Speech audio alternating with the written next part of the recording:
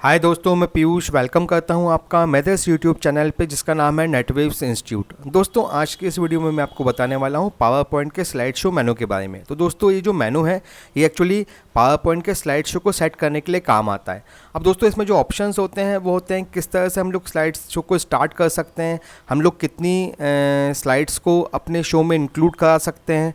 इसके अलावा हम लोग अपने स्लाइड शो को ब्रॉडकास्ट किस तरीके से करते हैं, हम लोग रिहर्सल टाइमिंग किस तरह से सेट कर सकते हैं, किस तरह से हम रेजोल्यूशन का यूज़ कर सकते हैं, किस तरह से हम नरेशन का यूज़ कर सकते हैं, टाइमिंग्स का यूज़ कर सकते हैं। तो दोस्तों, ये सारी चीज़ें हम इस वीडियो में सीखने वाले हैं। तो दोस्तों, ये वीडियो बहुत ही इंटरेस्टिंग होने वाली है, तो प्लीज़ आप स्किप मत कीजिएगा। और दोस्तों, अगर वीडियो आपको अच्छी लगे तो प्लीज़ लाइक, कमेंट और शेयर जरूर कीजिएगा और प्लीज़ चैनल को सब्सक्राइब करना ना भूलिएगा। चलिए दोस्तों, अब चलते हैं मिस मुस्कान के पास जो आपको बताएंगी स्लाइड शो के बारे में। सो हमारे पास जो न्यू टैब है दैट्स ना slide show tab. Slide show tab की मदद से आसानी से आप अपने स्लाइड्स को किस स्लाइड से प्ले करना चाहते हैं, अगर आप कुछ कस्टम बनाना चाहते हैं, अपनी स्लाइड की रिकॉर्डिंग करना चाहते हैं, या फिर इसका जो रेजोल्यूशन है, स्क्रीन क्वालिटी है, वो कैसे आप सेटअप करना चाहते हैं, ये सारे ऑप्शंस हमें यहाँ पर देखने को मिल जाते हैं। इसमें हम जैसे क्लिक करते हैं, हमारे पास यहाँ पे फर्स्ट ऑप्शन आता है फ्रॉम बिगनिंग, यानी आपको अपनी स्लाइड्स कहाँ से प्ले करनी है, बिल्कुल स्टार्टिंग से, फ्रॉम बिगनिंग। इसका शॉर्टकट की होता है F5 बटन। जैसे ही आप इस पर क्लिक करेंगे, आपकी जो स्लाइड्स हैं वो बिल्कुल स्टार्टिंग से यहाँ पे प्ले होना शुरू हो जाएंगी। इसके बाद हमारे पास नेक्स्ट ऑप्शन आता है फ्रॉम करंट स्लाइड, यानी जिस भी स्लाइड पे भी आपका कर्सर है, आप उस स्लाइड से अपनी जो भी आपकी प्रेजेंटेशन है उसे प्ले कर सकते हैं। Shift+F5 इसका शॉर्टकट होता है। अब आप देख सकते हैं कि यहाँ से जो मेरी स्लाइड है वो उसी स्पेसिफिक स्लाइड से प्ले होना शुरू हुई है जहाँ पे मेरा कर्सर था, यानी जो स्लाइड मेरी यहाँ पर एक्टिवेटेड थी। Next is a broadcast show. आप यहाँ पे अपने जो भी प्रेजेंटेशन है उसे वेब ब्राउज़र्स पर यहाँ पर आसानी से ब्रॉडकास्ट करा सकते हैं। Next is a custom slide show. Custom की मदद से आप यहाँ पर अपनी स्लाइड का जो भी सीक्वेंस है, जो भी आपके स्लाइड का सीक्वेंस है, उसे आप यहाँ पर आसानी से चेंज कर सकते हैं। जैसे मान लीजिए मुझे ये 7th नंबर की स्लाइड पहले देखना है, देन मुझे 10th नंबर का स्लाइड देखना है, देन मुझे 8th नंबर का स्लाइड देखना है। इस तरह से आप यहाँ पर अपनी सभी स्लाइड का कुछ एक सीक्वेंस सेटअप कर सकते हैं। जैसे ही आप यहाँ पर इसे शो पे क्लिक करेंगे, आपकी वही स्लाइड्स प्ले होंगी और उसी सीक्वेंस में प्ले होंगी जिस सीक्वेंस में आपने यहाँ पर उन स्लाइड्स को सेटअप किया होगा।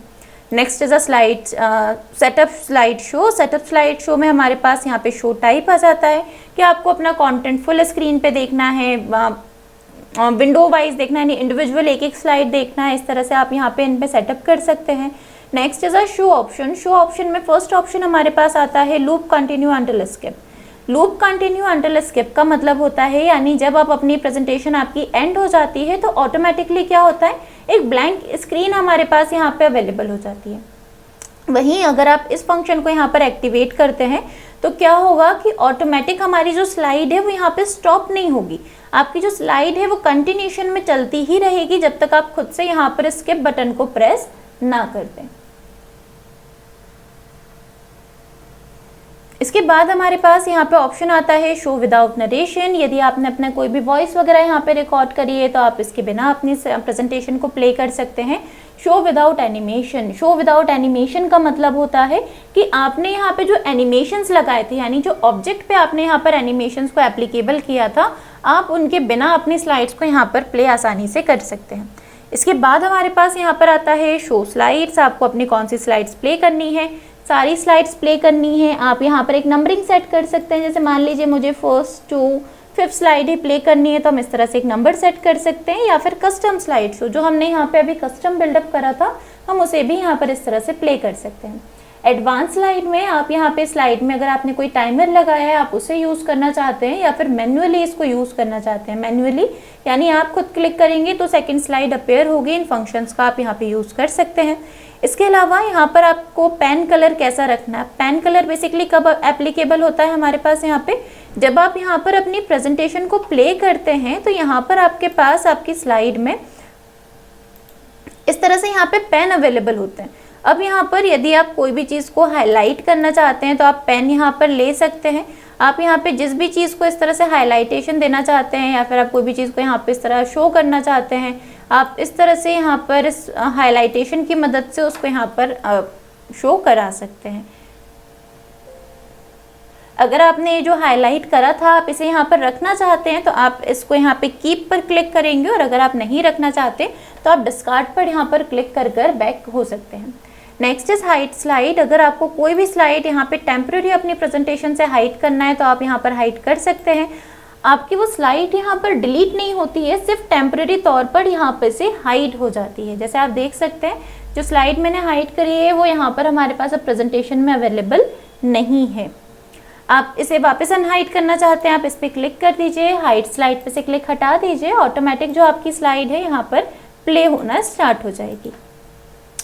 इसके बाद रिहर्स टाइमिंग। अगर आप अपनी इन स्लाइड को यहाँ पे रिकॉर्ड करना चाहते हैं तो आप यहाँ पर इसे रिहर्स कर सकते हैं, यानी आपको कौन सी स्लाइड स्पेसिफिकली कितने मिनट तक अपनी स्क्रीन पे होल्ड करना है। आप उसको यहाँ पे पॉज करना चाहें तो आप अपनी रिकॉर्डिंग पॉज कर सकते हैं, वापस आप इसको रिकॉर्डिंग को रिपीट करना चाहते हैं तो रिपीट कर सकते हैं। नेक्स्ट स्लाइड आपको अपेयर करानी है तो आप नेक्स्ट स्लाइड यहाँ पर आसानी से अपेयर भी करा सकते हैं।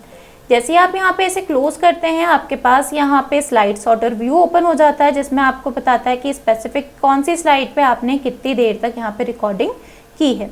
नेक्स्ट हमारे पास आता है रिकॉर्ड स्लाइड्स, यानी जो भी आपकी स्लाइड्स हैं आप उन्हें यहाँ पर अब रिकॉर्ड कर सकते हैं रिहर्सल के बाद में।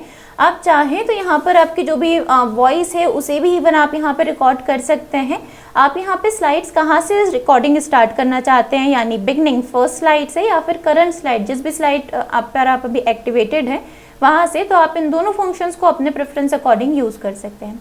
शो विदाउट नरेशन, यदि आपको यहाँ पर आपने जो नरेशन रिकॉर्ड करी है अगर आप उसे यहाँ पर रखना चाहते हैं तो आप उसे यहाँ यूज़ कर सकते हैं।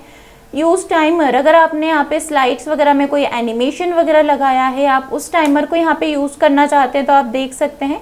शो मीडिया कंट्रोल, जैसे मान लीजिए आपने यहाँ पे कोई वीडियो या फिर आपने कोई ऑडियो यहाँ पर एप्लीकेबल करी है तो आप उसमें भी जो उसका एक टाइमर होगा आप उसके अकॉर्डिंग भी यहाँ पर अपनी स्लाइड्स को दे रखना चाहते हैं, यानी उसका जो टाइमर है वो भी यहाँ पर यूज़ हो तो इस फीचर को आप यहाँ पर एक्टिवेटेड रख सकते हैं। Next is a resolution. Usually resolution बहुत ज़्यादा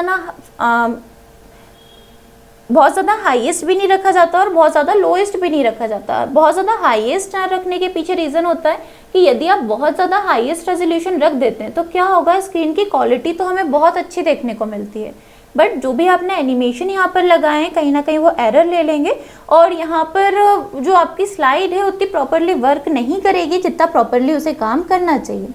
वहीं अगर आप इसे बहुत ज़्यादा लोएस्ट रख देते हैं तो आपका जो स्लाइड में आपने जो भी एनिमेशन लगाए हैं वो तो बहुत प्रॉपरली काम करते रहेंगे, बट जो आपने यहाँ पर आपकी स्लाइड की क्वालिटी है वो कहीं ना कहीं यहाँ पर आने के बाद डिम हो जाती है, कहीं ना कहीं वो थोड़ी लो हो जाती है।